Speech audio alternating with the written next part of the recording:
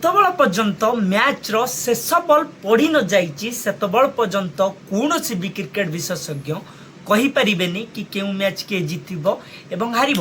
ଯେତେବେଳେ ଲାଷ୍ଟ ଓଭରରେ 15 ରନ୍ ଆବଶ୍ୟକ ହେଉଥିଲା ସମସ୍ତଙ୍କୁ ଲାଗୁଥିଲା କି ରୋମାରିଓ ସେଫର୍ଡ ବହୁତ ସହଜରେ ମ୍ୟାଚ୍କୁ ଜିତିଯିବେ, କିନ୍ତୁ ବାବାଙ୍କ ସେଇ ସଠିକ୍ ୱାଇଡ୍ ୟର୍କର ବଲ୍ରେ ଯେତେବେଳେ ଆଉଟ୍ ହୋଇଯାଆନ୍ତି ରୋମାରିଓ ସେଫର୍ଡ, ସେ ତ 3 ବଲ୍ରେ ପାଖାପାଖି 10 ରନ୍ ଆବଶ୍ୟକ ହେଉଥାଏ। ବ୍ୟାଟିଂ କରିବାକୁ ଆସନ୍ତି ଭୁବନେଶ୍ୱର କୁମାର।